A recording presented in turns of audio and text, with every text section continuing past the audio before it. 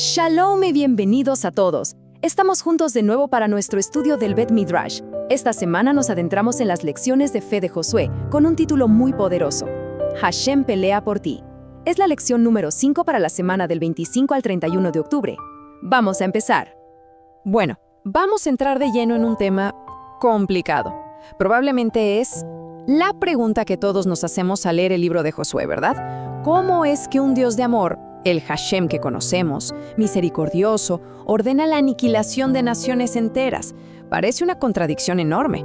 Para entenderlo tenemos que ver el panorama completo, el contexto que nos dan las Escrituras.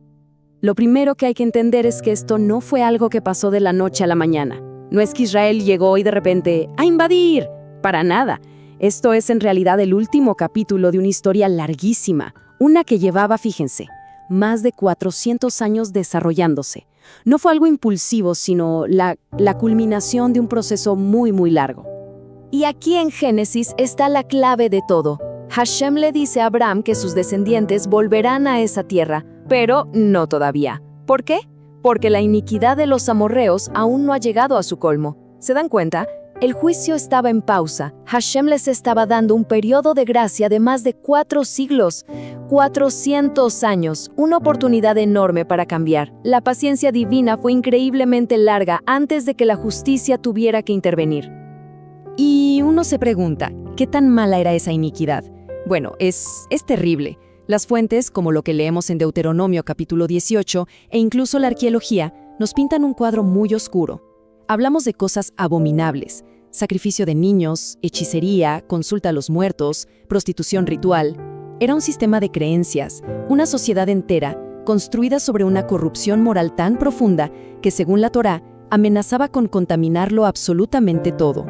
Y fíjense en esta frase de Levítico: es potentísima. La tierra misma vomitó a sus habitantes. ¡Qué imagen! El texto nos dice que la tierra misma, la creación, no podía soportar más esa maldad. Comentaristas como Rav Hirsch lo explican muy bien. Es como si la tierra sagrada tuviera una reacción alérgica a tal nivel de profanación. Así que la expulsión no se ve solo como una guerra, sino como una consecuencia casi orgánica, natural, de haber contaminado el lugar que habitaban. Ok, entonces, con todo esto en mente, la perspectiva cambia por completo. Ya no estamos hablando de una guerra de conquista por territorio o por poder, como las que hacían los asirios o los egipcios, ¿no? Lo que tenemos aquí es algo diferente: la ejecución de una sentencia judicial. Una sentencia dictada por el juez supremo del universo contra una maldad que había llegado a un punto de no retorno. Ahora, la palabra guerra santa, o jerem, puede ser problemática. Hay que entenderla en su contexto exacto. Esto no es una carta blanca para que la gente vaya a hacer la guerra en nombre de Dios. Para nada. En el sistema de gobierno de Israel en ese momento, una teocracia, Hashem era el rey, el legislador y el juez. El jerem era, por así decirlo, la sentencia capital contra un pecado tan arraigado que amenazaba con destruir por completo el plan de Hashem. Un dato interesante: la ira de Hashem aparece más de 580 veces en el Tanaj. Suena a mucho, ¿no? Pero no podemos pensar en esto como un enojo humano, como un capricho o un mal temperamento. Es todo lo contrario. Proviene de su perfecta santidad. Piensen en ello. La santidad pura y el mal absoluto no pueden coexistir. La ira de Hashem es la reacción justa y santa de un creador bueno contra todo aquello que destruye su creación y a sus criaturas. Y aquí llegamos a lo que para mí es el corazón de toda esta lección, el punto más importante. Porque al final, la verdadera línea que dividía a la gente en esta historia no era la sangre, no era si eras israelita o cananeo, no. La verdadera línea divisoria era la elección, la decisión de cada persona: ¿estás con Hashem o en su contra? Mucha gente no sabe esto, pero la misma Torá, en Deuteronomio, lo deja clarísimo. A toda ciudad se le debía ofrecer la paz primero. ¡Siempre! Y es más, el Talmud Yerushalmi nos cuenta que Josué, antes de la guerra, envió 3 mensajes a los cananeos. Les dio opciones. 1, pueden irse en paz. 2, pueden quedarse y hacer un pacto de paz. O 3, pueden pelear. La puerta para evitar el conflicto siempre estuvo abierta. La elección era de ellos. Y no hay mejor ejemplo que este contraste. Miren a Rahab. ¿Era israelita? No, era cananea, de Jericó. Pero ella eligió creer, eligió obedecer. El resultado, salvación para ella y toda su casa. Ahora, miren a Acán, israelita de pura cepa, de la tribu de Judá. Pero él eligió desobedecer, eligió la codicia. El resultado, destrucción. ¿Ven? La vara de medir era la misma para todos. Lo que importaba no era tu linaje, sino la elección de tu corazón. Ahora, podríamos quedarnos con la idea de que todo esto fue juicio y guerra, pero estaríamos perdiendo el punto principal.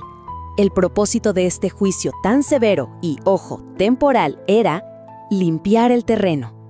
Era necesario erradicar un sistema totalmente corrupto para plantar algo nuevo.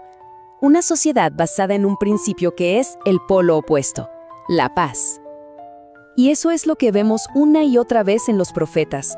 Siempre nos llevan de la realidad dura del presente a la esperanza del futuro. El gran anhelo es la era mesiánica. ¿Y cómo se le llama al Mesías en Isaías? Príncipe de paz.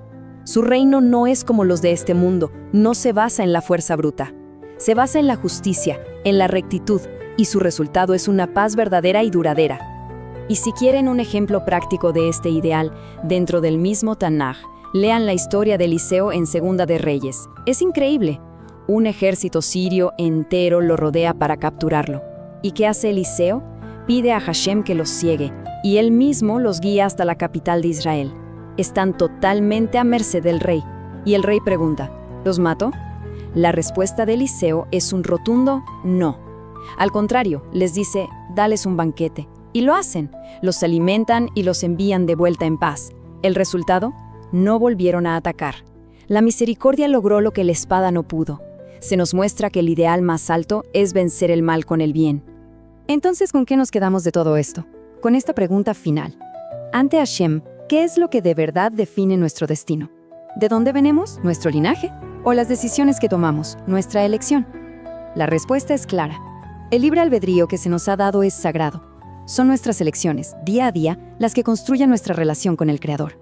Y la historia de Josué, con toda su dificultad, nos deja ese recordatorio tan potente. Cada decisión, cada elección que hacemos, cuenta. Y cuenta para la eternidad.